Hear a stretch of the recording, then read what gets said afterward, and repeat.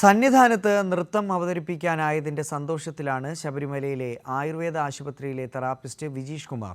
കലാകാരനായ വിജീഷ് സന്നിധാനത്തെ ആയുർവേദ ആശുപത്രിയിലെത്തുന്ന തീർത്ഥാടകർക്കും ഏറെ പ്രിയപ്പെട്ട വ്യക്തി കൂടിയാണ്.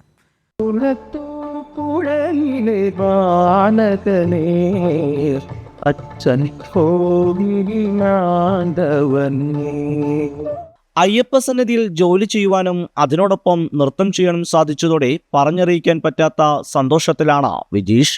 വലിയ സന്തോഷത്തിലാണ്. ഞങ്ങൾ ഭഗവാന്റെ നടയിൽ ഈ ഒരു പ്രോഗ്രാം ചെയ്തതിൽ ഞങ്ങൾ ഏറ്റവും വളരെ ഒരുപാട് സന്തോഷത്തിലാണ്. കാരണം ഞങ്ങളൊരു കുഞ്ഞുനാളിലുള്ളൊരു ആഗ്രഹമായിരുന്നു ഭഗവാന്റെ മുമ്പിൽ ഒരു പ്രോഗ്രാം ചെയ്യണമെന്നുള്ളത്.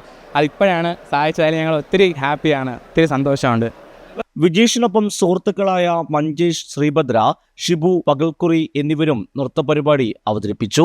സെമി ഫ്യൂഷൻ, കീർത്തനം, ഭരതനാട്യം എന്നിവയാണ് വേദിയിൽ ഇവർ അവതരിപ്പിച്ചത്.